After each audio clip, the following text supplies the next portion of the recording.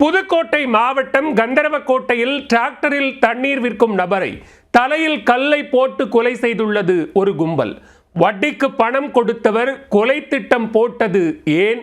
தலையை சிதைத்து கொலை செய்த கும்பலின் பின்னணி என்ன?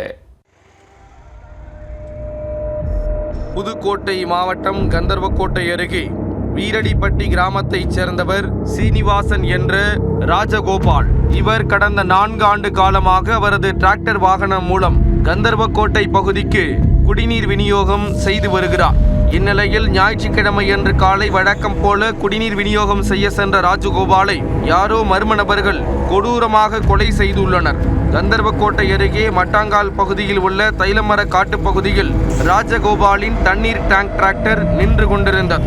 அதன் அருகிலேயே ராஜகோபால் கொலை செய்யப்பட்டு கிடந்தார். தலையில் கல்லை போட்டு மூளை சிதறிய நிலையில் மிகவும் கொடூரமாக ராஜகோபால் கொலை செய்யப்பட்டு இருந்தார். தகவல் அறிந்த ராஜகோபாலின் உறவினர்கள் மற்றும் கிராம மக்கள் சம்பவ இடத்தில் கூடி கதறி எழுதனர். மேலும் கொலை குற்றவாளிகளை கைது செய்ய கோரி கந்தரவக்கோட்டை பட்டுக்கோட்டை நெடுஞ்சாலையில் சாலை மறியல் போராட்டத்தில் ஈடுபட்டனர். சம்பவ இடத்திற்கு வந்த போலீசார் குற்றவாளிகளை உடனே கைது செய்வோம் என்று உறுதியளித்ததை தொடர்ந்து மறியலை கைவிட்டனர். அதைத் தொடர்ந்து ராஜகோபால் உடலை மீட்டு உடற்கூறு ஆய்வுக்காக புதுக்கோட்டை அரசு மருத்துவமனைக்கு அனுப்பி வைத்தனர்.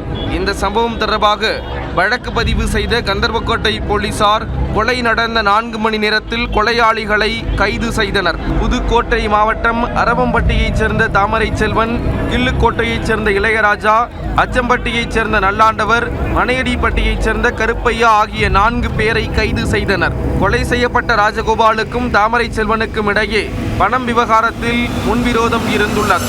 கடந்த 2016ஆம் ஆண்டு ராஜகோபால் தனது வீட்டு பத்திரத்தை தாமரை செல்வனிடம் அடகு வைத்து 5 லட்சம் ரூபாய் கடனாக வாங்கியுள்ளார். கடனுக்கு வட்டி கட்டி வந்த நிலையில் சில நாட்களுக்கு முன்பு மொத்த பணத்தையும் கட்டி பத்திரத்தை வாங்கியிருக்கிறார் ராஜகோபால்.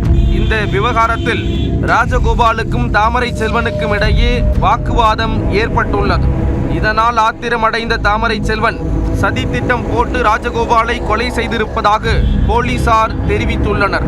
கைது செய்யப்பட்ட 4 பேரையும் கந்தரவக்கோட்டை நீதிமன்றத்தில் ஆஜர்படுத்தி சிறையில் அடைத்தனர்.